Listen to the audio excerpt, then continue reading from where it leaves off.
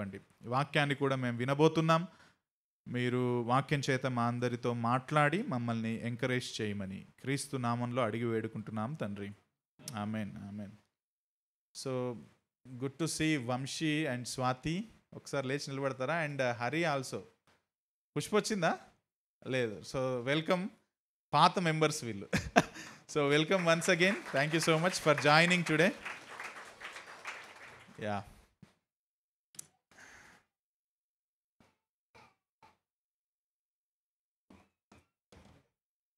Sunday school పిల్లలా?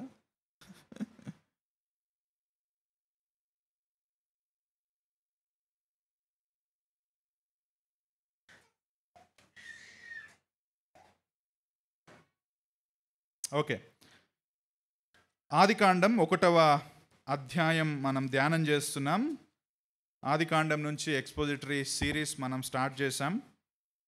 గత వారం 1వ అధ్యాయం 26 నుంచి 31 వచనాలను మనం చదివి మన ప్రసంగ సిరీస్ని స్టార్ట్ చేయడం జరిగింది. సో 26 నుంచి 31 వచనాలు మరొకసారి మనం చదువుదాం. ఆ తర్వాత నేను గత వారం విడిచిన 2 విషయాలను ఈరోజు చెప్పే ప్రయత్నం చేస్తా. ఆదికాండం 1వ అధ్యాయం 26 నుంచి 31 వచనాలు నేను చదువుతాను. మీరు కూడా మీ బైబిల్లో దయచేసి చదవాలని రిక్వెస్ట్ చేస్తున్నాను. దేవుడు మన స్వరూపమందు మన పోలిక చొప్పున నరులను చేయుదం. వారు సముద్రపు చేపలను, ఆకాశ పక్షులను, పశువులను, సమస్త భూమిని, భూమి మీద ప్రాకు ప్రతి జంతువును ఏలుదురుగాకనియు పలికెను. దేవుడు తన స్వరూపమందు నరుని సృజించెను. దేవుని స్వరూపమందు వాని సృజించెను. స్త్రీనిగాను పురుషునిగాను వారిని సృజించెను. దేవుడు వారిని ఆశీర్వదించెను. ఎట్లనగా, మీరు ఫలించి అభివృద్ధి పొంది విస్తరించి భూమిని నిండించి దానిని లోబర్చుకొనుడి. సముద్రపు చేపలను, ఆకాశ పక్షులను, భూమి మీద ప్రాకు ప్రతి జీవిని ఏలుడని దేవుడు వారితో చెప్పెను. దేవుడు, ఇదిగో భూమి మీదనున్న విత్తనములిచ్చు ప్రతి చెట్టును, విత్తనములిచ్చు వృక్ష ఫలములు గల ప్రతి వృక్షమును మీకిచ్చి ఉన్నాను. అవి మీకు ఆహారమగును. భూమి మీద నుండి జంతువులన్నిటికిని, ఆకాశ పక్షులన్నిటికిని, భూమి మీద ప్రాకు సమస్త జీవులకును పచ్చని చెట్లన్నీయు ఆహారమగునని పలికెను. ఆ ప్రకారమాయెను. దేవుడు తాను చేసినది యావత్తును చూచినప్పుడు అది చాలా మంచిదిగా నుండెను. అస్తమయమును ఉదయమును కలుగగా 6వ దినమాయెను. మనుష్యులు దేవుని గుణలక్షణాలను ప్రతిబింబించడానికి దేవుడు తన స్వరూపంలో చేశాడు అన్న సత్యాన్ని మనకు బైబిల్ గ్రంథం బోధిస్తుంది. గత వారం కూడా దేవుని వాక్యం నుండి ఆ సత్యాలను మనం నేర్చుకున్నాం. ఆయన తన స్వరూపములో, ఇమాగో డే, తనను ప్రతిబింబించడానికి సృష్టిలో వాళ్ళను చేశాడు అన్న సత్యాన్ని మనం చూసాం. అంతేకాదు, దేవుడు మనుషులను స్త్రీ మరియు పురుషులుగా, అంటే వేరువేరుగా చేశారని కూడా మనం చూసాం. వాళ్ళను దేవుడు వేరువేరుగా చేశాడంటే వారిని విలువలో సమానంగా చేశాడు అని కూడా మనం గత వారం దేవుని వాక్యం నుండి నేర్చుకున్నాం. పురుషులు స్త్రీలు వేరువేరు బాధ్యతలు కలవారు, కానీ వాళ్ళిద్దరూ కూడా ఒకే విలువతో, ఒకే సమానమైన గౌరవంతో దేవుని స్వారూప్యంలో చేయబడిన ప్రజలు అని మోషే ఇశ్రాయేలీయులకు రాస్తున్న ఆదికాండం నుంచి మనం నేర్చుకోవచ్చు. ఆ 2 విషయాల తర్వాత 3వ విషయంగా దేవుడు ఈ వచనాల ద్వారా చెప్పదలుచుకున్న విషయాలను ఈరోజు మనం చూసే ప్రయత్నం చేద్దాం. ఒక సండే స్కూల్కి వెళ్ళి వచ్చిన ఒక పిల్లాడిని వాళ్ళ అమ్మ ఈ విధంగా అడిగిందంట, ఈరోజు సండే స్కూల్కి వెళ్ళొచ్చావు కదా, ఏం నేర్పించారు, లేకపోతే నువ్వేం చేసావు చెప్పు అని అంటే, ఆ పాప ఈ విధంగా తన తల్లికి జవాబు చెప్పిందట, ఈరోజు నేను దేవుని చిత్రాన్ని గీశాను అని చెప్పిందంట.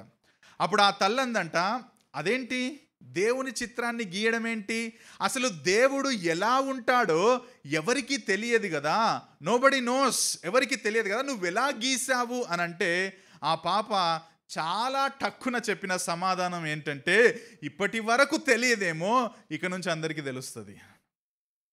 అర్థమైందా? నేను గీశాను కాబట్టి ఇక నుంచి అందరికీ తెలుస్తుంది అని అన్నదట.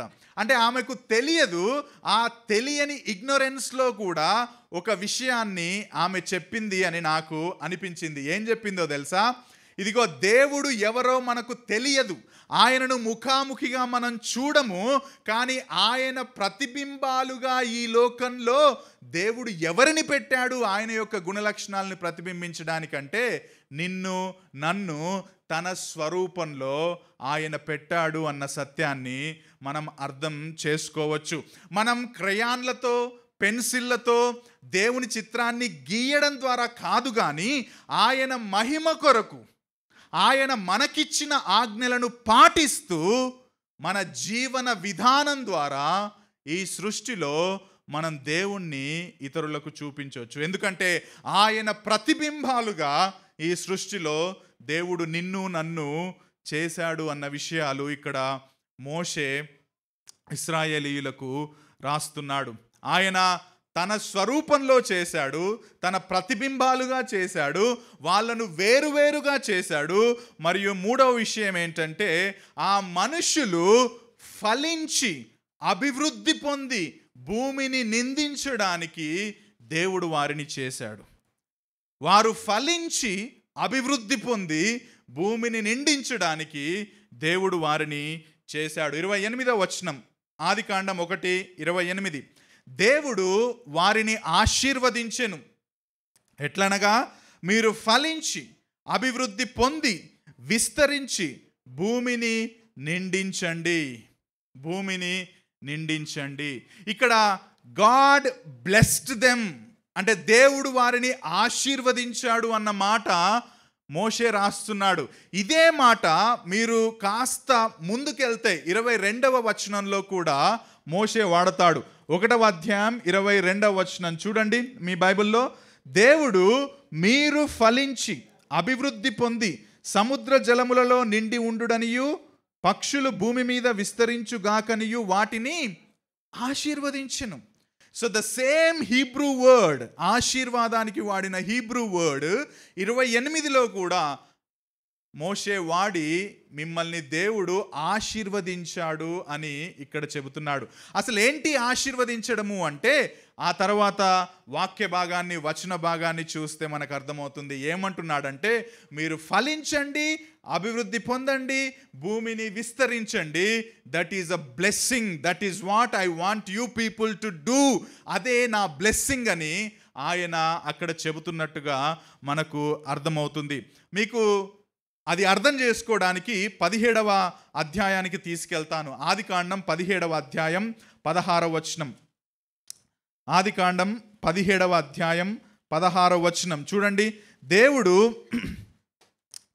సారాయికి సంతానం కలగజేస్తానని చెప్తున్న సందర్భంలో కూడా ఇదే పదాన్ని వాడతాడు. ఏమంటున్నాడు? 17వ అధ్యాయం 16వ వచనం, నేను ఆమెను ఆశీర్వదించి ఆమె వలన నీకు కుమారుణ్ణి కలగజేసేదను. సో దేవుడు సారాయికి చెప్పినప్పుడు నేను నిన్ను ఆశీర్వదిస్తాను. ఏ విధమైన ఆశీర్వాదం అది? నీకు కుమారుణ్ణి కలగజేస్తాను. ఆ కుమారుని ద్వారా ఇప్పుడు లోకమంతా కూడా మనుషులు నిండిపోతారు, లేకపోతే ఆ ఇన్హెరిటెన్స్ కొనసాగుతుంది అని అంటున్నాడు. సో 22వ వచనంలో చెప్పిన విషయం, 28లో చెప్పిన విషయం, 17, 16లో చెప్పిన విషయం ఒకే సత్యాన్ని చెబుతున్నా. ఏంటంటే దేవుడు ఆశీర్వదించడం అంటే మీరు ఫలించి అభివృద్ధి పొంది విస్తరించడం. అందుకే 22లో కూడా ఎవరికి చెప్పాడు ఆ మాట? పశు పక్షాదులకు చెప్పాడు. పక్షులు కూడా మీరు విస్తరించండి, భూమిని నిండించండి అని ఆ కాంటెక్స్ట్లో ఆయన చెప్పినట్టుగా మనకు అది అర్థమవుతుంది. ఇదే వచనాన్ని ఇంకొంచెం మనం 2వ అధ్యాయంకి వెళ్ళి చూస్తే ఏక శరీరం అన్న పదాన్ని బట్టి కూడా అర్థం చేసుకోవచ్చు. పురుషుడు తన భార్యను, తన తల్లిని తండ్రిని వదిలి భార్యను హత్తుకొనును, వారిద్దరూ ఏక శరీరమై ఉందురు. దేవుడు నేను మిమ్మల్ని ఆశీర్వదిస్తున్నాను, మీరు ఫలించండి అన్నప్పుడు ఏం చెప్తున్నాడంటే you come together in union. మీరు శారీరకంగా మరియు మానసికంగా కలిసి రండి. ఆ కలయిక ద్వారా మీరు భూమిని అభివృద్ధి చెందించి విస్తరించండి. In other words, God is laying the foundation of sex, ఒక పురుషుడు ఒక స్త్రీ మధ్య లైంగిక కలయికకు దేవుడు ఆ వచనంలో పునాది వేసినట్టుగా మనం చూస్తున్నాం. మనం గత సర్మన్లో మనం విన్నాం కదా, ఒక పురుషుణ్ణి స్త్రీని మాత్రమే దేవుడు చేశాడు. వాళ్ళిద్దరినీ దేవుడు ఇక్కడ ఏం చేస్తున్నాడంటే వివాహం అనే బంధం ద్వారా కలిపి వారిద్దరిని మీరు లైంగికంగా కలవండి, ఆ లైంగిక కలయిక ద్వారా మీరు ఫలిస్తారు, అభివృద్ధి పొందుతారు, భూమిని నిండిస్తారు అన్న విషయాన్ని ఆ ఫౌండేషనల్గా ఇక్కడ ఆయన వేయడం మనం చూస్తాం. చాలామంది సెక్స్ గురించి క్రైస్తవ సంఘాల్లో మాట్లాడడానికి ఇష్టపడరు, వివాహం వరకు మాట్లాడతారు. వివాహ వ్యవస్థను ఏర్పరచింది దేవుడే అని కొంతవరకు చెబుతారు. కానీ ఇదిగో ఆ 28వ వచనంలో కేవలం వాళ్ళిద్దరిని వివాహంలో జతపరచడం గురించే మాట్లాడతలేదు దేవుడు. మీరు ఫలించండి అంటున్నాడు. మీరు చెప్పండి, మీరు సెక్స్లో పాల్గొకుండా ఏ విధంగా ఫలిస్తారు? ఆదాము అవ్వల దగ్గరికి వెళ్ళి మీరు కలవకండి కానీ మీరు ఫలించి అభివృద్ధి పొందండి అంటే ఏం మాట్లాడుతున్నావు నువ్వు అని అనేవాళ్ళేరేమో. So God is the foundation for the institution of marriage. వివాహ వ్యవస్థకు పునాది వేసింది దేవుడే, ఆ తర్వాత సెక్స్కి కూడా పునాది వేసింది కూడా దేవుడే అని ఈ యొక్క వచనం మనకు తెలియజేస్తుంది. దేవుడే, ఈ మాట వినండి జాగ్రత్తగా, ఒక జంట ద్వారా, ఆదిమ జంట ద్వారా, ఒక పురుషుడు ఒక స్త్రీ యొక్క లైంగిక కలయిక ద్వారా భూమిని నిండించాలని ఆయన నిర్ణయించాడు. జాగ్రత్తగా గమనించండి, కేవలం స్త్రీ పురుషుల మధ్యనే దేవుడు లైంగిక కలయికను అనుమతించాడు. మన కల్చర్ చెబుతున్నట్టుగా హోమోసెక్షువాలిటీ కావచ్చు, లెస్బియనిజం కావచ్చు, అది బైబిల్ ప్రకారం పాపం. దేవుడు అక్కడ స్త్రీ పురుషులను చేశాడు, వాళ్ళిద్దరిని మీరు ఫలించి అభివృద్ధి పొందమన్నాడు. వాళ్ళిద్దరి మధ్యలోనే లైంగిక కార్యక్రమానికి లేకపోతే లైంగిక చర్యకు దేవుడు అనుమతించాడు. ఒక పురుషుడు ఒక స్త్రీ మధ్య లైంగిక కలయిక అనేది బైబిల్ ప్రకారం పాపం. 2018లో భారత అత్యున్నతమైన న్యాయస్థానం సుప్రీంకోర్టు సెక్షన్ 377ని కొట్టేసింది. ఏమన్నదో తెలుసా? 377ని కొట్టేసి స్వలింగ సంపర్కం నేరం కాదు అని చెప్పేసింది. స్త్రీ పురుషులు సెక్స్లో పాల్గొవడం తప్పు కాదు అని తీర్పునిచ్చింది. అంటే ఇద్దరు వ్యక్తులు ఆడామగ తేడా లేకుండా పరస్పర అంగీకారంతో లైంగిక సంబంధం ఏర్పరచుకుంటే దాన్ని నేరంగా మనం పరిగణించం అని భారత అత్యున్నత న్యాయస్థానమైన సుప్రీంకోర్టు ఈ తీర్పునిచ్చింది. కానీ భారత అత్యున్నత న్యాయస్థానానికి మించిన, చట్టానికి మించిన ఈ బైబిల్ గ్రంథం ఏం చెబుతుందో అది మనకు ప్రాముఖ్యం, అది మనకు ప్రాధాన్యత. కాబట్టి ఈ బైబిల్ ఏం చెప్తుందంటే లేవియకాండం 18వ అధ్యాయం 22వ వచనంలో, లేవియకాండం 18వ అధ్యాయం 22వ వచనంలో స్త్రీ శయనము వలె పురుష శయనము కూడదు, అది హేయము. 1 కొరింథీ 6, 9, 10 వచనాలు, 1 Corinthians chapter 6, 9 and 10. అన్యాయస్తులు దేవుని రాజ్యమునకు వారసులు కారని మీకు తెలియదా? మోసపోకండి.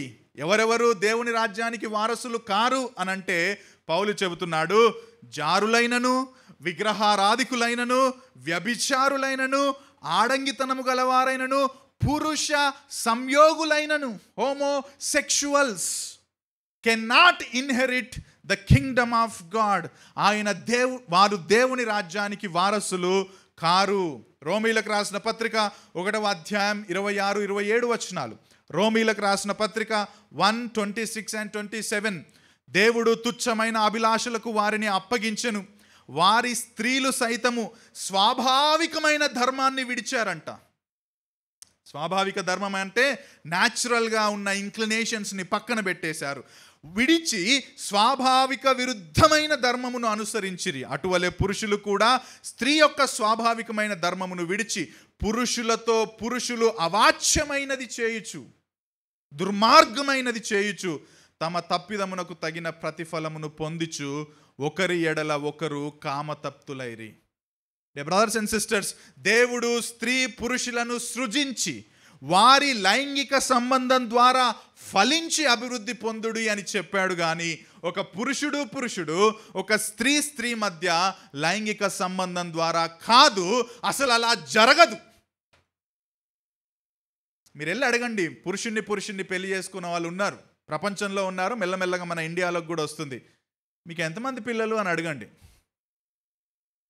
చెప్తారా 3 పుట్టారని? స్త్రీ పెళ్లి చేసుకున్న వాళ్ళ దగ్గరికి వెళ్ళి అడగండి, మీకు ఎంతమంది పిల్లలు అంటే వారి కలయిక ద్వారా అడాప్షన్ చేసుకున్నామంటే అది కాదు మ్యాటర్ అక్కడ.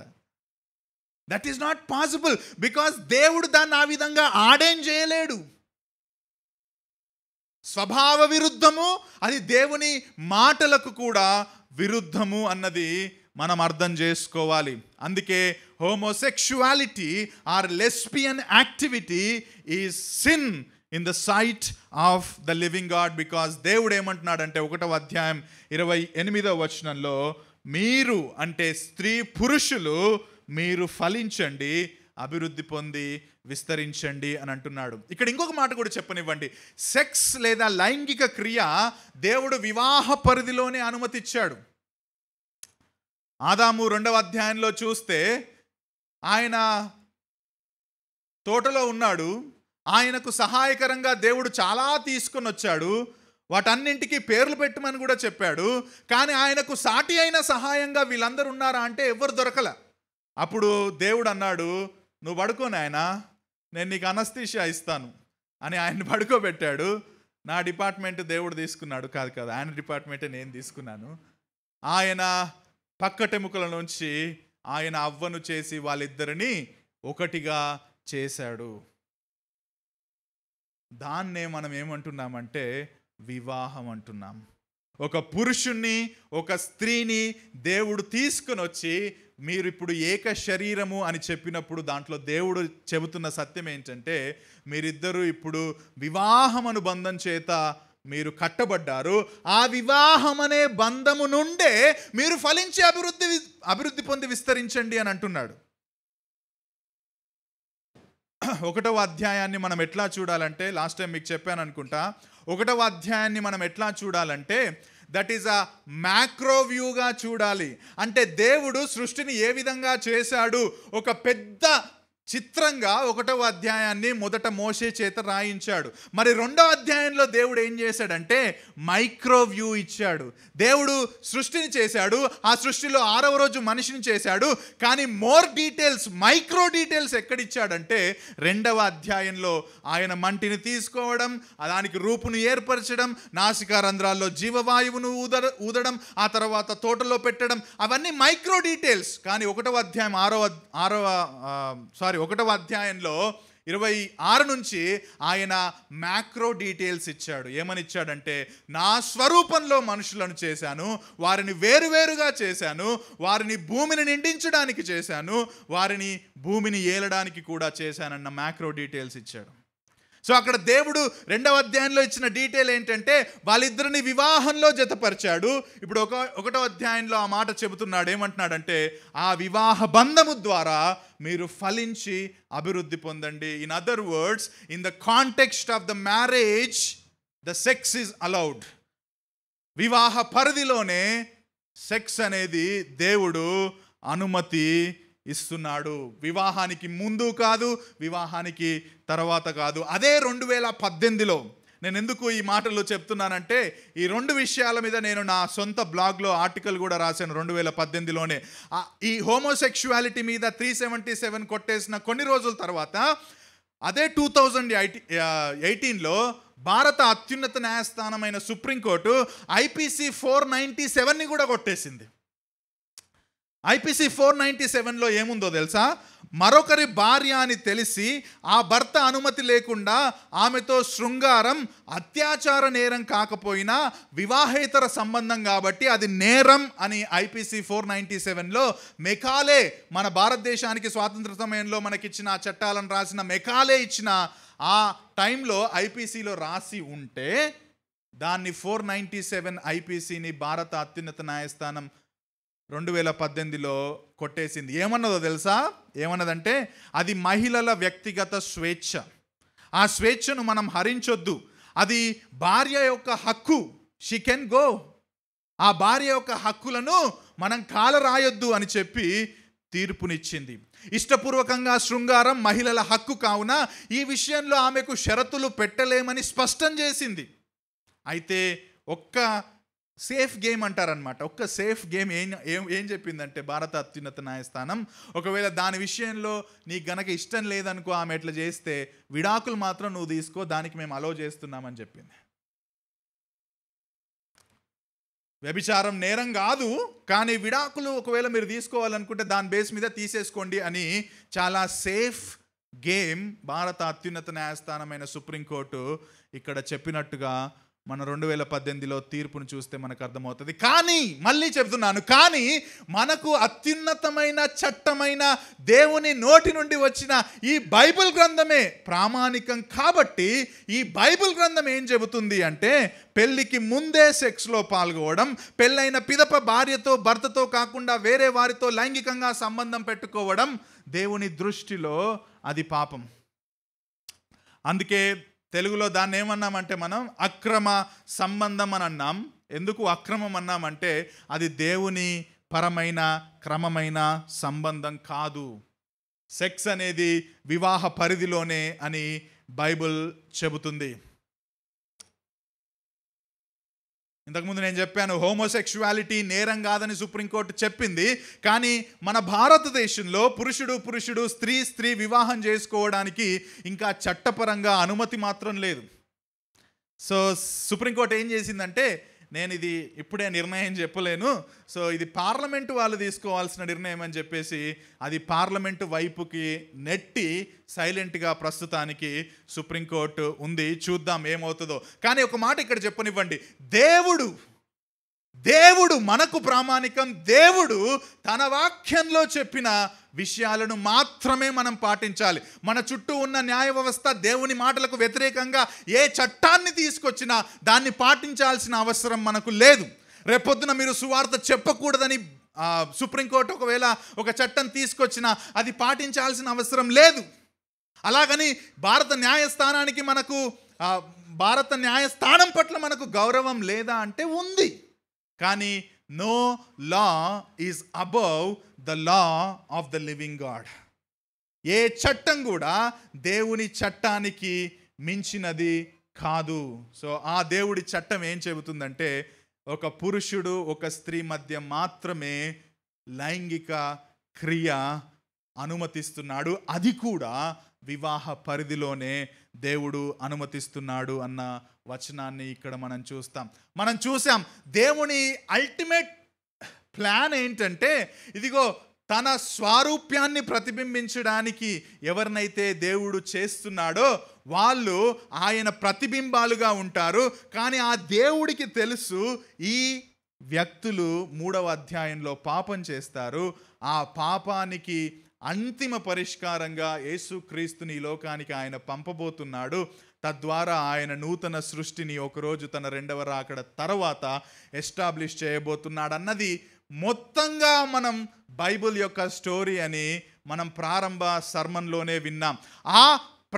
ఆ మొత్తం రిడెంప్టివ్ ప్లాన్లో దేవుడు ఆయన ప్రతిబింబాలుగా మనుషులను చేశాడు. కానీ వారికి కొన్ని హద్దులను కూడా ఆయన నియమించాడు. ఎప్పుడైతే ఆయన ఆజ్ఞలను ఆయన హద్దులను మనిషి మీరాడో అప్పుడే ఆ సమస్య మొదలయ్యింది. ఇదిగో వాళ్ళు ఫలించబోతున్నారు, అభివృద్ధి పొందబోతున్నారు, భూమిని నిండించబోతున్నారు. కానీ సమస్య మాత్రం ఆ విధంగా కొనసాగుతానే ఉంది. 3వ అధ్యాయంలో మొదలైన సమస్య, దాన్ని పరిష్కరించడానికే యేసుక్రీస్తు ప్రభు ఈ లోకానికి వచ్చాడు. మీలో ఎవరైనా హోమోసెక్షువల్ ఇంక్లినేషన్స్ కలిగి ఉంటే, లేకపోతే పెళ్ళైన తర్వాత కూడా అక్రమ సంబంధాలు కలిగి ఉంటే, ఈ మాట చెప్పనివ్వండి, that is not good for your spiritual life. పెళ్ళికి ముందే సెక్స్ చేసి పాపం చేసుంటే, పెళ్ళైన పిదప కూడా భార్య భర్తతో కాకుండా వేరే వారితో మానసికంగా శారీరకంగా సంబంధం కలిగి ఉంటే, దయచేసి ఆ పాపం ప్రభు యొద్ద ఒప్పుకోండి. దేవుడు ఆ పాపాన్ని బట్టి మిమ్మల్ని వదిలేయడు. ఆయన క్షమించడానికి సిద్ధంగా ఉన్నాడు. అయితే మనం పశ్చాత్తాపంతో ఆయన దగ్గరికి వెళ్ళాలని ఆయన ఆశిస్తున్నాడు. ఈ పాపం దేవుడు క్షమించడేమో అని అస్సలు అనుకోవద్దు. యోహాను సువార్త 6:37లో నా యొద్దకు వచ్చు వానిని నేనెంత మాత్రమును బయటికి త్రోసివేయను. ఆయన త్రోసివేయడు. ఈ వచనాన్ని తీసుకొని డేన్ ఆట్లెండ్ గారు జెంటిల్ అండ్ లోలీ బుక్ రాశారు. దాన్ని తెలుగులో నేను ట్రాన్స్లేట్ చేశాను. దీనుడు మరియు సాత్వికం అన్న పుస్తకంలో డేన్ ఆట్లెండ్ గారు ఈ విధంగా వివరిస్తారు. నేను గొప్ప పాపం చేసిన పాపిని అని నీవు అంటావు, నిన్ను ఏమాత్రం కూడా నేను తోసివేయను అని క్రీస్తు చెబుతాడు. నేను పాత స్వభావం గల పాపిని అని నీవంటావు, నిన్ను ఏమాత్రం త్రోసివేయను అని క్రీస్తు చెబుతాడు.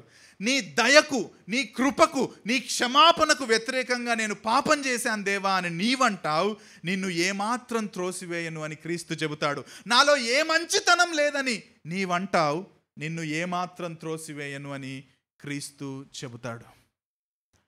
దేవుడు క్షమించని పాపం లేదు. అది ఏ పాపమైనా సరే దేవుడు క్షమిస్తాడు. ప్రతి పాపానికి కాన్సిక్వెన్సెస్ ఉంటాయి డెఫినెట్గా. కానీ దేవుడు క్షమించని పాపం అంటూ లేదు. మీలో ఎవరైనా అటువంటి పాపం గుండా వెళ్తే దేవుని దగ్గరికి వెళ్ళండి, ఆయన క్షమిస్తాడండి. మనుష్యులుగా మనం కొన్నిసార్లు క్షమించకపోవచ్చేమో, కానీ God is forgiving. He will not see you like that again. దేవుడు క్షమిస్తాడు. సింపుల్ అండి. క్రీస్తు ఆ పాపం కోసం కూడా మరణించాడు కదా. క్రీస్తు ఆ పాపాన్ని క్షమించడానికే ఈ లోకానికి వచ్చాడు కదా. ఒకవేళ మీరు ఇంకా క్రీస్తును విశ్వసించకుండా ఎవరైనా ఉండుంటే ఈ మాటలు వినండి. అది మాత్రమే పాపం కాదు, ఇంకే పాపమైనా సరే అది దేవునికి వ్యతిరేకమైన పాపమే. దేవుని దగ్గరికి మీరు పశ్చాత్తాపంతో వెళితే దేవుడు క్షమించడానికి సిద్ధంగా ఉన్నాడు.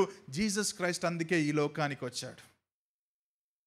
అది లైంగిక పాపం కావచ్చు, అబద్ధం కావచ్చు, మోసం కావచ్చు, ఇంకేదైనా సరే. Jesus is ready to forgive your sins. Come to Jesus. Yesu ప్రభు దగ్గరికి రండి, పశ్చాత్తాపంతో రండి, క్రీస్తును విశ్వసించి మీరు రక్షించబడండి. ఒకవేళ రక్షించబడ్డ తర్వాత కూడా మీరు ఆ పాపంలో కొనసాగుతున్నట్లయితే రండి యేసుక్రీస్తు ప్రభువుకు. ఆయన ఇప్పటికీ కూడా క్షమించడానికి సిద్ధంగా ఉన్నాడు. ఇప్పటికీ కూడా క్షమించడానికి సిద్ధంగా ఉన్నాడు. ఈ మాట చెప్పనివ్వండి, ఆయన క్షమించ సిద్ధమే. దేవుడు క్షమించ సిద్ధమే. పాపం ఒప్పుకొని పవిత్రంగా జీవించడానికి నువ్వు నేను సిద్ధమా? If we go to God, he is ready to forgive our sins. మీరు ఫలించి అభివృద్ధి పొంది భూమిని విస్తరించండి అన్న మాట మనకు ఈ సత్యాన్ని చెబుతుంది. నాలుగవ మాట, దేవుడు వారిని ఫలించి అభివృద్ధి పొంది విస్తరించడానికి ఆజ్ఞనిచ్చాడు. అంతేకాకుండా ఇంకొక మాట కూడా ఆయన చెబుతున్నాడు, మనుషులు భూమిని ఏలడానికి కూడా దేవుడు వారిని చేశాడు. 28వ వచనంలో, మీరు అభివృద్ధి పొంది విస్తరించి భూమిని నిండించి దానిని లోబరచుకురుడి. ఇంగ్లీష్లో ఆ మాట సబ్డ్యూ చేసుకోండి. సముద్రపు చేపలను, ఆకాశ పక్షులను, భూమి మీద ప్రతి జీవిని ఏలుడి. Rule, subdue and rule. Dominion అన్న పదాన్ని కూడా ఇంగ్లీష్లో వాడతారు. దేవుడు మనుషుల్ని చేసి, మనిషి కోసం తాను సిద్ధం చేసిన తన భూమి మీద ఆ మనుషుల్ని పెట్టాడు. ఎందుకు పెట్టాడు అంటే తనని ప్రతిబింబించడానికి పెట్టాడు. ఎలా మనిషి దేవుణ్ణి ప్రతిబింబిస్తాడంటే, ఇదిగో ఆ సృష్టిని ఏలుతూ ప్రతిబింబిస్తాడు. ఆ సృష్టిలోని విషయాలను లోబరుచుకొని దేవుణ్ణి ఆయన ప్రతిబింబిస్తాడు. ఏలుట అంటే అధికారం కలిగి ఉండుట, హ్యావింగ్ అథారిటీ. ఇగో ఇక్కడ ఒక మాట చెప్పునా, ఈ డార్విన్ సిద్ధాంతాన్ని గురించి కూడా మనం గత సిరీస్లో మాట్లాడుకుంటున్నాం. ఇక్కడ జంతువుల నుంచి మనిషి పరిణామం చెందాడన్న సిద్ధాంతాన్ని కొట్టేయచ్చు 28వ వచనం ప్రకారం. ఎలానో చెప్పనా, దేవుని వాక్యం ఏం చెప్తుందంటే, దేవుడు మనుషులను చేశాడు, ఆకాశ పక్షులను, జంతువులను చేశాడు, ప్రతి జీవిని చేశాడు. ఈ మనుషులను వీటి మీద ఏలుడి అంటే నాయకుడిగా ఒక రకంగా పెట్టాడు. ఇప్పుడు చెప్పండి, నాయకులు అంటే వీరి మీద పెద్దగా ఉన్న వాళ్ళు తక్కువ నాయకత్వం కింద ఉన్న వాళ్ళ నుంచి పైకి ఎట్లా వస్తారు? రూపాంతరం ఎట్లా చెందుతారు? ఒకవేళ మాట్లాడితే ఇట్లా మాట్లాడాల. వీళ్ళ ద్వారా వీళ్ళు రూపాంతరం చెందారంటేనేమో ఒక విషయం కొంతవరకు లాజికల్గా అనుకోవచ్చు. కానీ జంతువుల నుంచి ఎవరి నాయకత్వం కింద దేవుడు ఉంచారో వాళ్ళ నుంచి అధిక శ్రేణిలో ఉన్న వాళ్ళు ఏ విధంగా రూపాంతరం చెందుతారు? డార్విన్ చెప్పిన జీవ పరిణామ సిద్ధాంతాన్ని థియలాజికల్గా ఈ వచనం ఒక రకంగా కొట్టేస్తుంది. ఒకవేళ అదే నిజమైతే మనం ఏం చేయాలి తెలుసా అండి? మన మీద నాయకులుగా వాళ్ళని పెట్టాలి. కుక్కలను, పిల్లులను, జంతువులను పెట్టి మనం వాళ్ళ కింద చేయాలి. మనం వాళ్ళ నుంచి రూపాంతరం చెందుంటే. కాబట్టి డార్విన్ చెప్పిన జీవ పరిణామ సిద్ధాంతం దేవుని మాటలకు వ్యతిరేకమైనది. దేవుడు దానికి చాలా క్లియర్గా ఎక్స్ప్లెనేషన్ ఇస్తున్నాడు. 29వ వచనంలో ఏమంటున్నాడో తెలుసా? ఇదిగో భూమి మీదనున్న విత్తనములిచ్చు ప్రతి చెట్టును, విత్తనములిచ్చు వృక్ష ఫలము గల ప్రతి వృక్షమును మీకిచ్చుచున్నాను, అవి మీకు ఆహారమగును, మీరు వాటి మీద నాయకులుగా ఉన్నారు. అయితే ఇక్కడ ఒక మాట జాగ్రత్తగా వినండి. సృష్టి మీద దేవుడు మనుషులను నాయకులుగా చేశాడు, కానీ వాళ్ళు ఎప్పటికీ కూడా సబ్ లీడర్స్గానే ఉంటారు, సర్వెంట్ కింగ్స్గానే ఉంటారు. అల్టిమేట్ కింగ్ ఎవరంటే దేవుడే.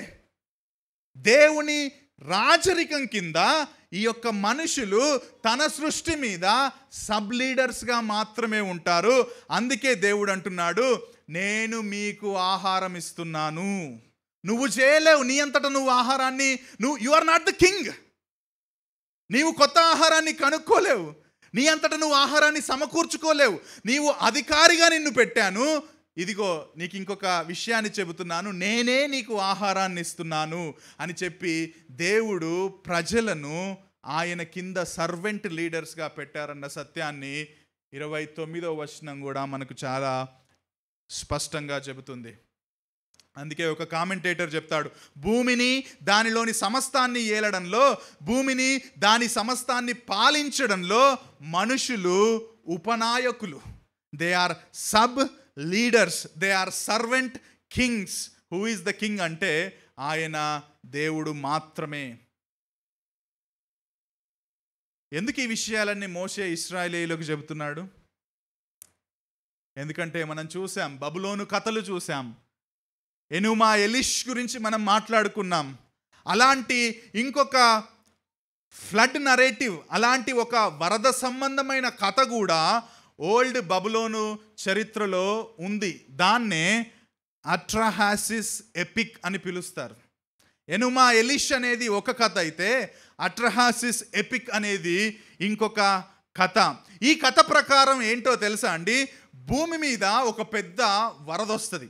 ఆ వరద వచ్చినప్పుడు భూమి మీద ఉన్న సమస్త జీవరాశి, this is very close to నోవాస్ flood అన్నమాట, ఈ సమస్త జీవరాశి అంతా కూడా నాశనం అయిపోతుంది. మనం ఇంతకుముందు బబులోను ఎనిమా ఎలిష్లో ఒక కథ చూసాం. మర్దుక్ తర్వాత చిన్న దేవుళ్ళను సృష్టించాడు. ఎందుకు చేశాడు చిన్న దేవుళ్ళను అంటే, ఈ పెద్ద దేవుళ్ళను సేవించడానికి. వాళ్ళు కష్టపడుతున్నారు, రాజ్యాలను కట్టడంలో వాళ్ళు ఇబ్బంది పడుతున్నారు కాబట్టి మనుషులను సృష్టిస్తే ఈ మనుషులు దేవుళ్లకు సహాయం చేయడానికి సర్వెంట్స్గా చేయబడ్డారని బబులోను కథలో మనం చూసాం. అయితే ఈ అట్రహాసిస్ ఎపిక్లో ఏమని రాసుకున్నారంటే, ఆ భూమి మీద పెద్ద వరద వచ్చి నాశనం అయిపోయి మొత్తం అంతా నశించిపోయినప్పుడు ఆ దేవుళ్ళకంట తినడానికి తిండి దొరకలేదు. There was nothing. అప్పుడు దేవుళ్ళు అని పిలువబడుతున్న వాళ్ళు ఆకలిగా ఉన్నారు. వాళ్ళకి ఆకలేసింది. వాళ్ళకి ఆకలేసినప్పుడు వాళ్ళకి ఆహారం ఎక్కడి నుంచి దొరికేదంటే, ఆ భూమి మీద ఎవరైతే మనుషులు ఉన్నారో వాళ్ళు దేవుళ్లకు అర్పించే అర్పణలు ఏవైతే ఉంటాయో ఆ అర్పణల్లో మిగిలింది వాళ్ళకు ఆహారంగా దొరికేదంట. ఎంత ఇల్లాజికల్ కథనో ఏమో. దేవుళ్ళకు ఆకలి అవ్వడం ఏంటో, మనిషి బలిస్తే ఆ బలిని వీళ్ళు ఆహారంగా తినడం ఏంటో. కానీ దిస్ ఈజ్ వాట్ అట్రహాసిస్ ఎపిక్లో వాళ్ళు చెప్పబడిన రాసుకున్న మాట. సో వాళ్ళు ఏం చేశారంటే, దేవుళ్ళు అని పిలువబడుతున్న వాళ్ళు ఈ యొక్క బలిస్తున్నప్పుడు, మనిషి బలిస్తున్నప్పుడు ఆ యొక్క బలి చుట్టూ నిలవబడి ఆ బలి, ఎందుకంటే దహన బలి కదా అప్పుడు అర్పించేది, ఆ దహన బలి నుంచి వచ్చే వాసనను ఆఘ్రాణించే వాళ్ళంటే ఎంత బాగుంది ఇది మనకు ఆహారం సిద్ధమవుతుంది అని చెప్పి వాళ్ళు అనుకునేవారట. ఇన్ అదర్ వర్డ్స్ ఎట్రహాసిస్ ఎపిక్ చెప్పేది ఏంటంటే ఇట్ వాజ్ హ్యూమన్ బీయింగ్స్, మనుషులు దేవుళ్లకు ఆహారాన్ని ఇచ్చేవాళ్ళు అన్నది ఈ యొక్క కథలో సారాంశం. మనుషులు ఎవరికి ఇచ్చారంట? ఆకలితో ఉన్న దేవుళ్లకు ఆహారం ఇచ్చారంట. కానీ బైబిల్ ఏం చెప్తుందంటే, hey man, I have created you in my image, నేను నిన్ను నా స్వరూప్యంలో చేశాను, and I will give you the food. నేను ఇస్తాను నీకు, నేను చేశాను ఇదంతా. బై ద వే, ఇదంతా నీకోసమే చేశాను. నీకు కొంచెం లిమిట్ ఉంది. You are not the ultimate king, you are my servant king, and I will give you, but still you are a leader on this creation. ఇంకా నువ్వు ఈ యొక్క సృష్టి మీద నాయకుడిగానే ఉన్నావని దేవుడు మనుషులకు ఆహారం ఇవ్వడాన్ని బైబిల్ మనకు బోధిస్తుంది. అందుకే దేవుడు మనిషి తన మీద తను ఆధారపడి జీవించేలా చేయలేదు. ఫస్ట్ నుంచి కూడా ఏం చేశాడంటే, నేను ఇస్తాను ఆయన నీకు food, you have to depend on me, నా మీద నువ్వు ఆధారపడాలా. దేవుడు ఆ విధంగా ఆదిలోనే ఒక రకంగా ఈ సత్యాలకు ఆది కాండంలో పునాది వేశాడు. A man, although you are created in my image, నా స్వారూప్యంలో నువ్వు చేయబడ్డావు, కానీ నాకు వేరుగా నువ్వు ఏం చేయలేవు బాబు. I will give you everything, I will give you everything అని అంటాడు. జోయే అన్న పాస్టరు ఈ విధంగా రాశాడు దీని మీద: మానవుడు రాజుగా ఉండడానికి సృష్టించబడ్డాడు, కానీ రాజుగా అతడు నిత్యము రాజులకు రాజు, ప్రభువులకు ప్రభువైన దేవుణ్ణి మాత్రమే సేవించాలి. ఇంకో రకంగా చెప్పాలంటే, మానవుడు దేవుని స్వరూపంలో మరియు పోలికలో సృష్టించబడ్డాడు. ఎందుకంటే అతడు తన సొంత రాజ్యం కోసం, సొంత రాజ్యం కట్టుకోవడం కోసం కాదు, భూమి మీద దేవుని రాజ్యాన్ని మరింతగా పెంచడానికి, ఆయన ఏలుబడి చేయడానికి నాయకుడిగా చేయబడ్డాడు అంటాడు. నీ రాజ్యం కట్టుకోవడానికి కాదు, నేను నా ప్రతిబింబాలుగా నిన్ను పెట్టింది ఎందుకంటే నా రాజ్యాన్ని నువ్వు విస్తరించడానికి. You are my reflection, you are my servant king అని నాయకునిగా ఆయన పెట్టాడు. దానియేలు గ్రంథం లాస్ట్ టైం కూడా నేను మెన్షన్ చేసినట్టు గుర్తు. నెబుకద్నెజరు ఒక పెద్ద విగ్రహాన్ని పెట్టి, ఆ విగ్రహానికి అందరూ పూజించాలి, అందరూ ఆరాధించాలి అని చెప్పి ఆయన పట్టణంలో నిలబెట్టినప్పుడు దానియేలు దానికి మొక్కడు.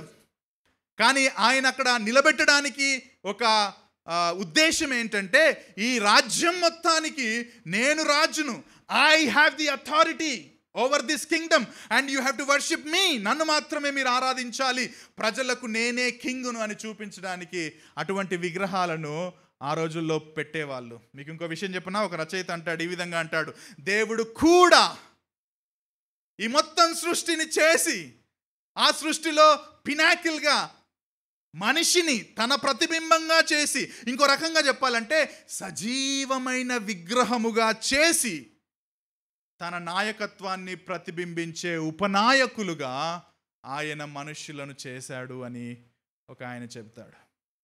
సజీవమైన విగ్రహాలము మనం ఈ సృష్టిలో, ఆయనను ప్రతిబింబించే వ్యక్తులం. 3వ అధ్యాయంలో పాపం ప్రవేశించింది. పాపం ప్రవేశించిన తర్వాత ఈ డిజైన్ అంతా డ్యామేజ్ అయిపోయింది. ఇప్పటి వరకు బాగానే ఉంది, కానీ 3వ అధ్యాయంలో పాపం ప్రవేశించిన తర్వాత ఇంత చక్కని డిజైన్ అంతా డ్యామేజ్ అయిపోయింది. కానీ దానికి ముందు మాత్రం దేవుడు ఉద్దేశించింది మనల్ని ఉపనాయకులుగా ఈ సృష్టిని ఏలడానికి. ఇంకో రకంగా చెప్పాలంటే ఈ సృష్టి యొక్క సంక్షేమాన్ని కోరే ప్రజలుగా మనల్ని చేశాడు దేవుడు. We are caretakers of the creation, we are caretakers of the animals, we are caretakers of the birds. పక్షులకు, జంతువులకు, సృష్టిని, వాటి సంక్షేమాన్ని కోరే ప్రజలుగా దేవుడు మనల్ని చేశాడు. వాళ్ళను సేవించడానికి ప్రేమతో మనల్ని దేవుడు చూశాడు. ఇంకో సింపుల్గా చెప్పాలంటే it is our responsibility to take care. మనం నాయకులం ప్రేమతో సృష్టిని సేవించడానికి, అధికారంతోనే, కానీ ప్రేమతో చేయడానికి దేవుడు మనల్ని చేశాడు. కానీ పాపం వల్ల ఏమైంది? 3వ అధ్యాయం వలన, పాపం వలన ఒకటి ఏమైందో తెలుసా? సమస్తాన్ని ఏలడం కాదు, సమస్తాన్ని నాశనం చేసే పనే మనిషి పెట్టుకున్నాడు.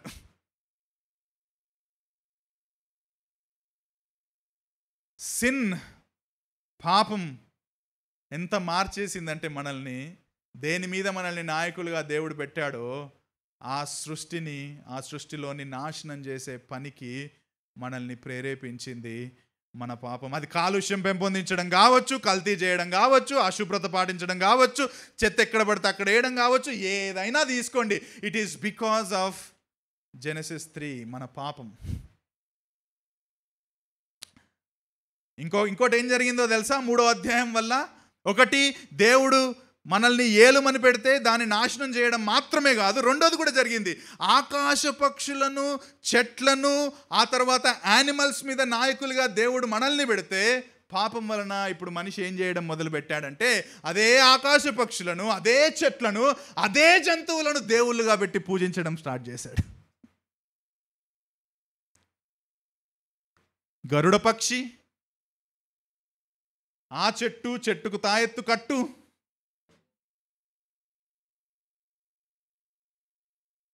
ఇక జంతువులకైతే నంబర్ తక్కువే లేదు. ప్రతి జంతువు మనకు, జంతువు వేసే మూత్రం కూడా మనకు పవిత్రమే మన భారతదేశంలో.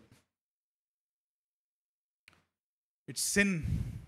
వాటి మీద నాయకుడిగా దేవుడు మనల్ని పెడితే వాళ్ళనే మనం దేవుళ్ళుగా చేసి ఆరాధించే దరిద్రమైన స్థితిలోకి జారిపోయాం. ఎందుకంటే మన పాపం. ఈ 2 విధాలుగా ఏమైందో తెలుసా? ఇప్పుడు సాతానుడు ఏలడం ప్రారంభించాడు. అల్టిమేట్ అథారిటీ వాడిది కాకపోయినా కానీ because of sin now we are not ruling.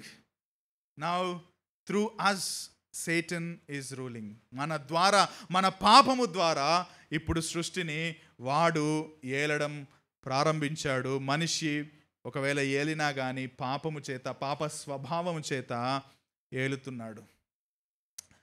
జనరల్గా మార్నింగ్ లేవగానే నేను టీ, అక్కడ బాల్కనీ ఉంటుంది మా ఇంట్లో, బాల్కనీలో నిలబడి కొంచెం తాగుతూ ఉంటాను, బయట అటు చూస్తూ. కొంచెం గాలి తగులుతుంది కదా, లేకపోతే ఎప్పుడు ఆ 4 గోడల మధ్యలోనే ఉంటాం కదా. సో ఒక 3-4 వీక్స్ బ్యాక్ అనుకుంటా, మార్నింగ్ లేచి టీ తాగుతున్నా, బాల్కనీలో నిలబడి టీ తాగుతున్నా. మార్నింగ్ వాక్కి ఒక ఆయన సూపర్ ఉంది కుక్క తీసుకొని నడుస్తూ వస్తున్నాడు, ఆ రోడ్డు మీద తీసుకొని వస్తున్నాడు. అయితే ఈ కుక్క ఇంట్లో పెంచుకునే కుక్క, అది తెలిసిపోతుంది, చాలా బాగుంది, అది నీట్గా ఉంటాయి కదా ఇంట్లో పెట్టే కుక్కలు. సో నీట్గా ఉంది. బయట ఇంకో కుక్క కనబడ్డది. ఇంకా చూసుకో, ఆ కుక్క దీని మీదకి వస్తుంది, ఈ కుక్క దాని మీదకి ఉరుకుతుంది. సో ఈయన పట్టుకున్నాడు, అదేంది తాడేస్తారుగా ఇట్లా మొత్తం వేసి దానికి ఏదో వేస్తారు కదా, ఏమంటారు, లీష్. ఓకే థ్యాంక్ యూ, కొత్త వర్డ్ నేర్చుకున్నాడు. లీష్ పట్టుకొని లాగుతున్నాడు. వినదిగా, గుంజుకపోతుంది ఎవరిని, ఈ వ్యక్తిని. ఉరుకుతున్నాడు ఇక దాని ఎంబడి. అంటే నేను అనుకున్నాను, ఎవరిని నడిపిస్తున్నారు ఇక్కడ?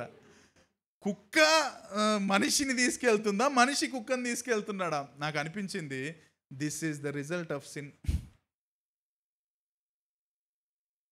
మనము వాటి మీద అధికారం కాదు, పాపం వలన మనల్ని లాగుతారు. అండ్ బై ద వే, మీరు కుక్కల్ని పెంచుకోవడం, పిల్లుల్ని పెంచుకోవడం తప్పని నేను చెప్పను, కానీ ఎట్లా పెంచుతాం తెలుసా? వాళ్ళను పిల్లల కంటే ఎక్కువగా ప్రేమగా పెంచుతాం. వాటికి రాయల్ ట్రీట్మెంట్ కొన్ని ఇళ్ళల్లో అయితే ఏసీ రూమ్లో సోఫా మీద కూర్చోబెట్టి, దానికి మనకన్నా వారానికి ఒకసారేమో కానీ దానికి మాత్రం వారంలో 4 సార్లు మటను, చికెను, దానికి దువ్వడము. మా ఇంటి పక్కన సంగారెడ్డిలో మంచి కుక్క ఉండేది, దానికి ఇంత ఉన్నప్పుడు తీసుకొచ్చారు, తర్వాత ఇప్పుడు ఇంత పెద్దగా అయింది. అది నేను లైవ్గా చూసిన అనమాట. ఇక దాన్ని కూర్చోబెట్టి స్నానం చేయించి, రుద్ది, దానికి భోజనం పెట్టి, దాన్ని ఇంట్లో పిల్లల కంటే ఎక్కువ బాగా చూసుకునేవాళ్ళు. ఏంటో తెలుసా, దిస్ ఈజ్ ఒక రకంగా మిస్ మ్యాచ్.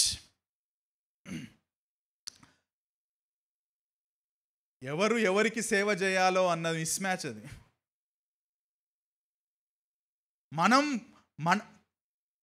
వాటి మీద మనం ఉండాలి, మనం నాయకులం, అవి మనకు సేవ చేసే విధంగా దేవుడు చేస్తే, ఇప్పుడు మనం ఏం చేస్తున్నామంటే వాటికి సేవ చేసే విధంగా మన పాపము ద్వారా చేస్తున్నాం. నేను తప్పని చెప్పట్లేదు, ఓకే, ద పాయింట్ చెప్పడానికి ప్రయత్నం చేస్తున్నాను.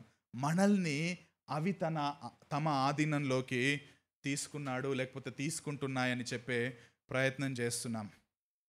అయితే ఒక మాట చెప్పనివ్వండి, ఇది ఎప్పటికీ ఉండే స్థితి కాదు, ఇది ఇలానే కొనసాగే స్థితి ఏం కాదు. ఒక రోజు రాబోతుంది, ఆ రోజు యేసుక్రీస్తు ప్రభువు ఈ యొక్క లోకాన్ని ఏలబోతున్నాడు. మత్తయి సువార్త 28:18 ఆ మాట కూడా మనం చూస్తాం. పరలోకమందును భూమి మీదను నాకు సర్వాధికారము ఇయ్యబడి ఉన్నది అని యేసుక్రీస్తు ప్రభుల వారు చెప్తారు. ఎఫెసీలో మనం చూసాం 1వ అధ్యాయం 2వ వచనంలో సమస్తమును ఆయన పాదముల క్రింద ఉంచి సమస్తము పైని ఆయనను సంఘమునకు శిరస్సుగా నియమించెను అని పౌలు కూడా రాస్తాడు. యేసుక్రీస్తు ఇప్పుడు ఏలుతున్నాడు ఈ లోకాన్ని. అయితే సంపూర్ణమైన అధికారం ఇంకా ఆయనకు ఇవ్వబడలేదు. అది ఒకరోజు ఈ సంపూర్ణమైన రెండవ రాకడలో దేవునికి ఆయన అప్పచెప్పిన తర్వాత ఆ రోజు నుంచి క్రీస్తు సంపూర్ణమైన అధికారం చెలాయించబోతున్నాడు. ఆ నూతన సృష్టి వైపు నీవు నేను అడుగులేస్తున్నాం.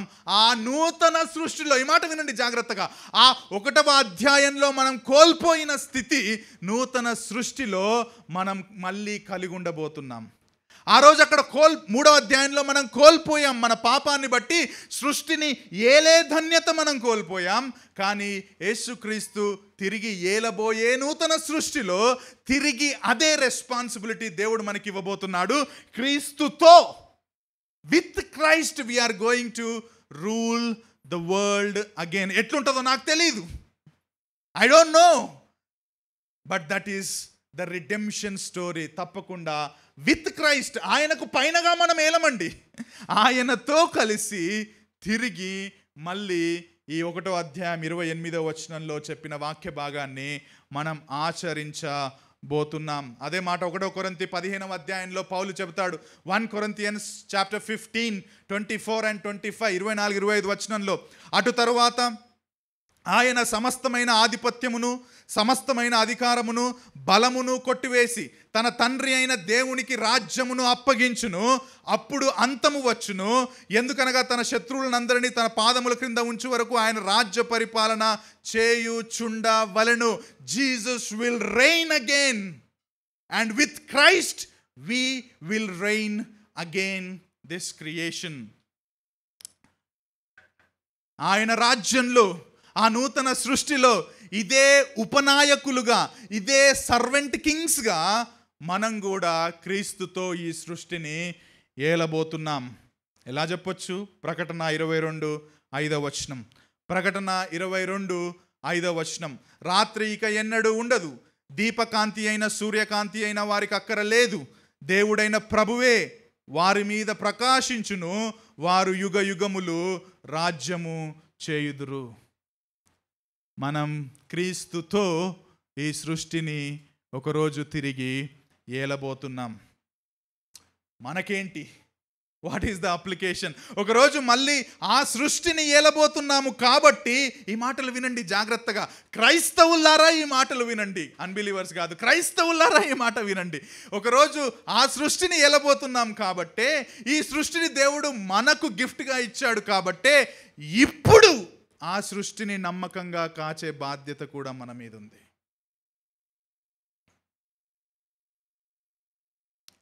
ఎలాగూ నూతన సృష్టికి పోతున్నాం కదా, ఇది డజంట్ కేర్ అనుకోవద్దు. We are still living in this world. ఈ సృష్టి దేవుడు మనకిచ్చాడు. ఇప్పుడు కూడా ఈ సృష్టిని కాయడం మన బాధ్యత. అందుకే చెప్పాను కదా లాస్ట్ టైము, క్రైస్తవులుగా చెత్త ఎక్కడ పడితే అక్కడ వేయొద్దు. క్రైస్తవులుగా చెట్లను పెంచే ప్రయత్నం మనం చేయాలి. క్రైస్తవులుగా ప్లాస్టిక్ వాడకం మనం తగ్గించాలి. క్రైస్తవులుగా ఆహారాన్ని వృధా మనం చేయొద్దు. ద సాడ్ స్టేట్ ఏంటో తెలుసా అండి? బయట వాళ్ళు చెప్తారు మనకు, అసలు actually we are the ambassadors, we are the people who created in the image of God to rule. నువ్వు క్యాంపెయిన్ చేసినా, నువ్వు రన్నింగ్ చేసి చెప్పాలనుకున్నా ఎకో ఫ్రెండ్లీ, ఎవరు చేయాలంటే మనం చేయాలి. ఒకసారి అరేంజ్ చేయి, Hyderabad Telugu Bible church eco friendly running race for 1 kilometer. మన బుర్రలు తగ్గుతాయి, మనం క్రీస్తుని కూడా మహిమపరచవచ్చు. క్రైస్తవులుగా మనం చేయాలండి. చెత్త ఎక్కడంటే అక్కడ మనం వేయొద్దండి.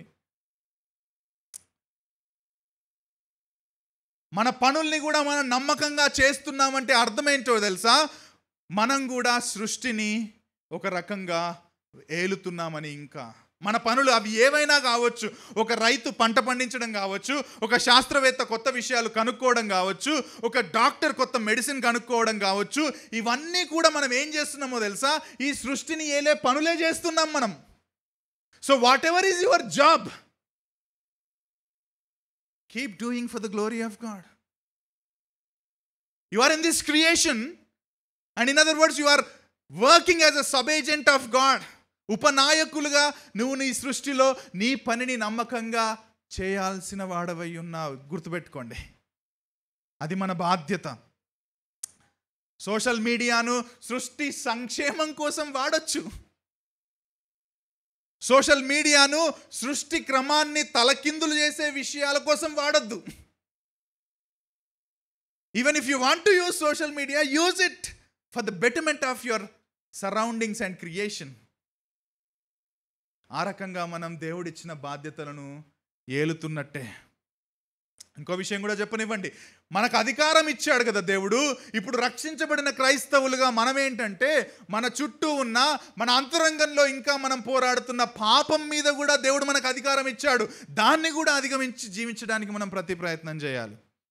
రోమీలకు రాసిన పత్రిక 5:17 పౌలు ఈ విధంగా రాస్తాడు. 5:17 మరణము ఒకని అపరాధ మూలమున వచ్చినదై ఆ ఒక్కని ద్వారానే ఏలిన ఎడల కృపా బాహల్యమును నీతి దానమును పొందువారు జీవము గలవారై మరి నిశ్చయముగా యేసుక్రీస్తును ఒకని ద్వారానే ఏలుదురు. మనందరం రక్షించబడ్డాం యేసుక్రీస్తు ద్వారా. కృపా బాహుల్యాన్ని పొందుకున్నాం, నీతిని దానంగా పొందుకున్నాం, నిత్య జీవాన్ని పొందుకున్నాం. ఇప్పుడు యేసుక్రీస్తు ద్వారా ఆ పాపమును అధిగమించి ఉపనాయకులుగా మన జీవితంలో పాపము మీద అధికారం చెలాయించాల్సిన వారమై ఉన్నాం. సిన్లెస్ పర్ఫెక్షన్ గురించి నేను మాట్లాడట్లేదు. సంపూర్ణంగా పాపరహిత స్థితి మనకి ఇప్పుడు లేదు. But still we have given the authority over the sin. పాపం మీద అధికారం కలిగి జీవించడానికి దేవుడు మనల్ని ఏలడానికి నియమించాడు. ఇంకో విషయం చెప్పనా అప్లికేషన్లో భాగంగా 1 Corinthians chapter 6 verse 2 and 3. 1 Corinthians chapter 6 verse 2 and 3 దయచేసి చూడండి, చాలా ప్రాముఖ్యమైన మాట. 1 కొరింథీ 6:2-3 పౌలు రాస్తున్నాడు, పరిశుద్ధులు లోకమునకు తీర్పు తీర్చుదురని మీరెరుగరా. పరిశుద్ధులు అంటే ఎవరండి? రోమన్ క్యాథలిక్ సాంప్రదాయాల్ని పాటిస్తూ చనిపోయిన సెయింట్స్ అనుకుంటున్నారా? ఎవరు పరిశుద్ధులు? మనమందరం యేసుక్రీస్తునందు విశ్వాసం ఉంచిన మనందరం పరిశుద్ధులమే.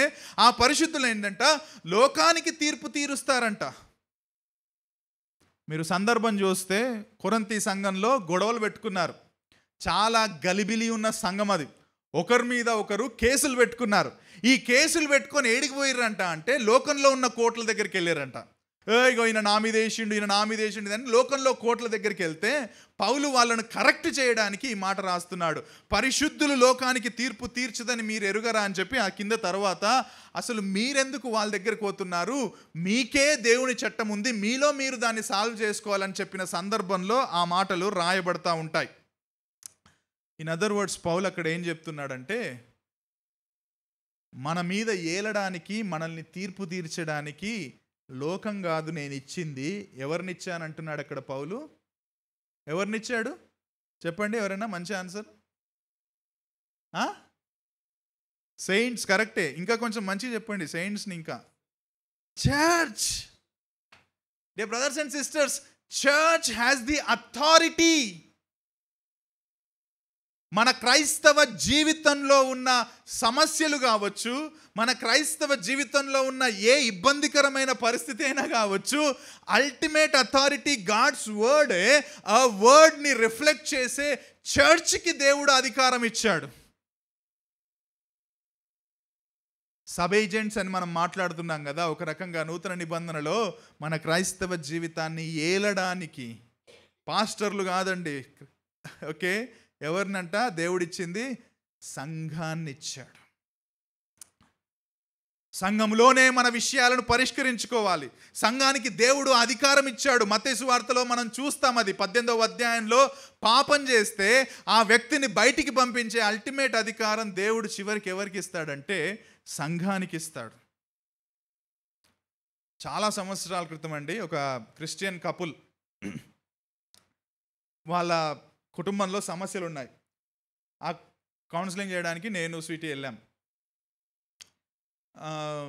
ఎట్లా మరి దీన్ని అంతా అని మాట్లాడుతూ ఉంటే వాళ్ళు ఏమన్నారో తెలుసా, మాకు ఈ సమస్యలు ఉన్నాయి, మేము కౌన్సిలింగ్ తీసుకోవడానికి నా ఫ్రెండ్ని నేను పిలిచాను అని అన్నాడు. ఎవరు ఆ ఫ్రెండు అంటే, ఈజ్ అన్ అన్బిలీవర్. వీళ్ళేమో క్రిస్టియన్ కపుల్. ఫ్రెండ్ పిలిచి, ఒక అన్బిలీవర్ని పిలిచి వీళ్ళు క్రిస్టియన్ కౌన్సిలింగ్ తీసుకున్నారు. నేను అన్నాను, ఆయన మీకు చెప్పడం కాదు, ఇట్ ఈజ్ యువర్ రెస్పాన్సిబిలిటీ. మీరు ఆయనకు మొదట సువార్త చెప్పాలి. ఆ సువార్తలో దేవుని ఉద్దేశం ఏంటి, దేవుడు ఏ విధంగా ఈ లోకానికి వచ్చాడని చెప్పిన తర్వాత ఆ సువార్త మీద కట్టబడిన వివాహం ఎలా ఉంటుందో మీరు రిఫ్లెక్ట్ చేయాలి. ఆ తర్వాత మీరు ఆయనను కూర్చోబెట్టి కౌన్సిలింగ్ ఇవ్వాలి, కానీ ఆయన కౌన్సిలింగ్ మీరు తీసుకోవడం ఏంటి అని చెప్పాను నేను. So there is a wisdom. నేను మొత్తానికి దాన్ని పక్కన పెట్టట్లేదు. యూ క్యాన్ టేక్ ద మంచి విజ్డమ్ పక్క వాళ్ళ నుంచి కూడా తీసుకోవచ్చు, because everything is given by God. Common గ్రేస్లో you can use that wisdom. కానీ if you are very serious about making decisions, you have the church, you have the people of God in your church. దేవుడు ఆ అధికారాన్ని, ఆ రకంగా సంఘాన్ని కూడా మనకు ఇచ్చాడు. మన సంబంధాల విషయంలో మన సమస్యలు తీర్చడానికి ఆయన అధికారం క్రింద సబ్ ఏజెంట్గా దేవుడు మనకు సంఘాన్ని ఇచ్చాడు. My dear brothers and sisters, consider your church, don't go here and there. సంఘము, దేవుడు కేవలం ఆదివారం కూర్చొని పాటలు పాడి దానికోసం కాదండి. సంఘము అంటే దేవుని కుటుంబం. ఆ కుటుంబంలోనే మీరు దేవునికి ఇష్టమైన ప్రజలుగా ఆయన నాయకత్వం కింద సబ్ ఏజెంట్స్తో కౌన్సిలింగ్ తీసుకొని మీరు ఆశీర్వదించబడతారు. ఇంకో రకంగా చెప్పాలంటే ఇదంతా ఏంటో తెలుసా అండి, నిత్యత్వం గురించి మనల్ని దేవుడు ట్రైన్ చేస్తున్నాడు. మీరు రేపు పొద్దున సృష్టిని ఏలబోతున్నారు. ఆ ముందు ఇక్కడైతే నేను అలో చేసిన వాటన్నిటిలో ఏలడం మీరు మొదలు పెట్టండి. It is a training time to all of us. And by the way, మనం ఏలబోతున్నామంటే మనకేం కావాలంటే విజ్డమ్ కావాలా, జ్ఞానం కావాలా, వినయం కావాలా, జస్టిస్ అంటే ఏందో తెలవాలా, లవ్ కావాలా. సో ఇవన్నీ ఎవరికి ఉంటాయంటే ఒక రాజ్యాన్ని ఏలే రాజుకు ఉండాలి. ఒక రాజు హార్ష్ రాజు అయితే సరిగ్గా ఏలలేడు. ఒక రాజుకు హ్యూమిలిటీ లేకపోతే ఏలలేడు. ఒక రకంగా దేవుడు మనందరినీ వాటి వినయంలో, ఆ క్యారెక్టర్స్లో మనల్ని ఎదిగింపజేయడానికి ఏ విధంగా ప్రయత్నం చేస్తున్నాడు. ఆ తర్వాత మనం క్రీస్తుతో కూడా మనం ఏలబోతున్నాం. ఇలా రాసుకున్నాను నేను, ప్రస్తుత ప్రపంచంలో రాబోయే రాజుకు మనం ప్రాతినిధ్యం వహిస్తున్నాం. కాబట్టి మన జీవితాలు, వినండి ఈ మాట, ప్రస్తుత ప్రపంచంలో రాబోయే రాజుకు మనం ప్రాతినిధ్యం వహిస్తున్నాం. కాబట్టి ఇప్పటి మన జీవితాలు క్రీస్తును ఇతరులకు చూపించే విధంగా ఉండాలి. మనం ఏలబోతున్నాం ఎవరికి ప్రతిబింబాలుగా? దేవునికి ప్రతిబింబాలుగా. కానీ ఇప్పుడేం చేయాలంటే ఆ రాజుకు ప్రతినిధులుగా, రాయబారులుగా మనం ఏ విధంగా ఉండాలి, నీతి విషయంలో, న్యాయం విషయంలో, పవిత్రం విషయంలో, వినయం విషయంలో ఎలా ఆ రాజును మనం ప్రతిబింబించాలో అది మనం ఇక్కడ చేయాల్సిన వారమై ఉన్నాం. కాబట్టి మన మాటలు, మన నిర్ణయాలు, ఇతరుల పట్ల మనం వ్యవహరించే తీరు, ఇవన్నీ కూడా మన రాజైన యేసుక్రీస్తును ప్రతిబింబించాలి. ఇవన్నీ కూడా మన రాజైన క్రీస్తును ప్రతిబింబించాలి. రవీంద్ర ఒక రెస్టారెంట్ ప్లాన్ చేస్తున్నాడు. చేస్తున్నా ఊరికే అంటున్నాను. ఒక రెస్టారెంట్ ఆయన రేపు పొద్దున ఎస్టాబ్లిష్ చేసి బిజినెస్ చేస్తున్నాడు అనుకుందాం. ఒక మెయిన్ చెఫ్ని ₹1,00,00,000 ఇచ్చి కొనుక్కున్నాడు. మెయిన్ చెఫ్, ఎందుకంటే రవీంద్ర కాంటినెంటల్ లెవెల్లో కడుతున్నాడు ఆ రెస్టారెంట్ని. 1 crore ఇచ్చి చెఫ్ని ఆయన కొన్నాడు. సో నెక్స్ట్ డే ఓపెనింగ్ అయింది. ఫస్ట్ డే ఆ చెఫ్ దగ్గరికి వెళ్ళి కమాన్ స్టార్ట్ చేయనంటే చెఫ్ రవీంద్ర దగ్గరికి వచ్చి, నేను వంట చేయలేనండి, టేబుల్స్ని డెకరేట్ చేస్తానండి అని అన్నాడు అనుకో. మంచిగా చేస్తాడే, మంచిగా ఆడ పుష్పాలు పెడతా, నీట్నెస్ ఉంటుంది, మంచిగా చేస్తానండి అని అన్నాడు అనుకో, రవీంద్ర ఏం చేస్తాడు? నేను హైర్ చేసుకున్న ఉద్దేశమే వండడానికి, టేబుల్స్కి నేను వేరే వాళ్ళని ఉన్నా. నా నా ఉద్దేశం నిన్ను హైర్ చేసి కొనుక్కోవడానికి నా ఉద్దేశం ఏంటంటే so that you can cook well. Dear brothers and sisters, దేవుడు మనల్ని చేసిన ఉద్దేశం ఏంటో తెలుసా? ఆయన్ని ప్రతిబింబించడానికి, ఆయన ఆజ్ఞలకు లోబడుతూ, ఆయన సర్వెంట్ ఏజెంట్స్గా, ఆయన బౌండరీలో to reflect God. Anything outside of the word of God boundary. 3వ పాయింట్లో 4వ పాయింట్లో మనం చూసిన విషయాలను మరొకసారి చెప్పాలనుకుంటే, anything outside of God's design we are not reflecting Christ. దేవుడు నియమించిన పరిధిని దాటి మనం ఏది చేసినా మనం దేవుణ్ణి ప్రతిబింబించట్లేదు, మన ఉద్దేశాన్ని మనం చేయట్లేదు అని అర్థం. ఇంకో రకంగా చెప్పాలంటే, that is not the purpose God designed and created us. The purpose is to reflect God. రక్షించబడ్డ క్రైస్తవులుగా ఇంకా పెద్ద బాధ్యత మనకు అది. రక్షించబడకపోతే ఇంకా మనం ఏం చేయలేం, ఎందుకంటే పాపంతో మలినమైపోయాడు కాబట్టి, దేవునికి సంబంధించిన విషయాలు అతనికి అర్థం కావు కాబట్టి, ప్రకృతి సంబంధి అయిన మనిషి కాబట్టి, that's okay. But if you are a born again believer, you have to make every effort to reflect God. నువ్వు రక్షించబడిన క్రైస్తవుడు అయితే, నేను రక్షించబడిన క్రైస్తవుడిని అయితే, ప్రతి విషయంలో మనం దేవుణ్ణి ప్రతిబింబించ వారిమై ఉన్నాం. ఆయన చెప్పినట్లు భూమిని నిండించడానికి, ఆయన క్రింద భూమిని ఏలడానికి. ఒకవేళ అది మనం నిర్లక్ష్యం చేస్తే, ఆ టేబుల్స్ డెకరేట్ చేసే వ్యక్తిలాగా దేవుడు మనల్ని చేసిన మెయిన్ పాయింట్ మనం మర్చిపోతున్నట్లే. 4 విషయాలు 26 నుంచి 31 వచనం వరకు 4 విషయాలు. దేవుడు తన స్వరూపంలో ఆయనను ప్రతిబింబించడానికి మనల్ని చేశాడు. దేవుడు మనుషులను స్త్రీ పురుషులుగా వేరువేరుగా చేశాడు. దేవుడు ఆశీర్వదించి భూమిలో ఫలించి అభివృద్ధి పొంది విస్తరించడానికి దేవుడు మనుషులను చేశాడు. 4వది, ఈ భూమిని ఏలడానికి దేవుడు మనల్ని చేశాడు. ఆ విధంగా మనం దేవుని స్వరూపంలో ఆయన ప్రతిబింబాలుగా జీవించడానికి దేవుని సహాయం కోరుదాం. దేవా, ఈ మాటలు వినడం చాలా సులభం, అప్లై చేసుకోవడమే చాలా కష్టం. నాకు కూడా కష్టం. నేను ఇప్పటిదాకా చెప్పిన చాలా విషయాల్లో నేనే చాలాసార్లు పడిపోయాను, ఇంకా పడిపోతున్నాను. దేవుణ్ణి ప్రతిబింబించే విషయంలో ఓడిపోతున్నాను. నా కుటుంబంలో ఓడిపోతున్నాను, కొన్నిసార్లు సంఘంలో ఓడిపోతున్నాను, బయట కూడా ఓడిపోతున్నాను. దేవా, నన్ను క్షమించు. నిన్ను ప్రతిబింబించే వ్యక్తిగా, నన్ను ఈ సృష్టిలో ఉపనాయకుడిగా నువ్వు పెట్టావు. ప్రేమలో, ఓపికలో, మాట తీరులో, ప్రవర్తనలో నేను ఓడిపోయాను. ప్రభువా, క్షమించమని అడుగుతున్నాను. ఇక్కడ కూర్చున్న మాలో కూడా చాలాసార్లు నిన్ను ప్రతిబింబించకుండా గర్వాన్ని పెంచుకున్నాం. చాలాసార్లు క్షమించమని అడుగుతున్నాం. నీ స్వరూపంలో చేయబడిన మేము నిన్ను రిఫ్లెక్ట్ చేయకుండా మా స్వయాన్ని రిఫ్లెక్ట్ చేశాం. క్షమించండి ప్రభువా. అయితే శుభవార్తగా మీరు మరొకసారి సువార్తను గుర్తు చేసినందుకు వందనాలు. నువ్వు రాబోతున్నావు, తిరిగి సమస్తాన్ని సమకూడి జరిగించబోతున్నావు, తిరిగి ఈ రాజ్యాన్ని ఏలబోతున్నావు. ఆ రాజ్యంలో మేము నీతో కూడా ఏలబోతుండగా దేవా, ఇదిగో ఈరోజు మరొకసారి నీ పాదాలు పట్టుకుంటూ మమ్మల్ని పవిత్రపరిచి, పరిశుద్ధపరిచి, అంగీకరించి మమ్మల్ని మార్చుమని వేడుకుంటున్నాం. మీ కృపా సహాయం దయచేయండి దేవా. క్షమాపణలో నిన్ను రిఫ్లెక్ట్ చేయడానికి కృప దయచేయండి దేవా. అతిపెద్ద పాపం తండ్రి, నీకు విరోధంగా మేము పాపం చేశాం. ఇంకే పాపమైనా సరే ఆ పాపం కంటే గొప్పది కాదు. నువ్వు ఆ పాపాన్నే క్షమించినాక అది ఏ పాపమైనా మా జీవితంలో క్షమించడానికి సహాయం దయచేయండి. తద్వారా నిన్ను మేము రిఫ్లెక్ట్ చేయడానికి కృప దయచేయండి. ప్రేమ విషయంలో ప్రభా, నువ్వు అతిపెద్ద ప్రేమ చూపించావు దేవా. మేము చిన్న చిన్న విషయాలకు ప్రేమించట్లేదు ఇతరులను దేవా. క్షమించండి ప్రభా. ప్రేమ విషయంలో రిఫ్లెక్ట్ చేయడానికి సహాయం దయచేయండి. ఈ సృష్టిని ఏలే విషయంలో, సృష్టిని కాచే విషయంలో మేము నిన్ను రిఫ్లెక్ట్ చేయడానికి సహాయం దయచేయండి.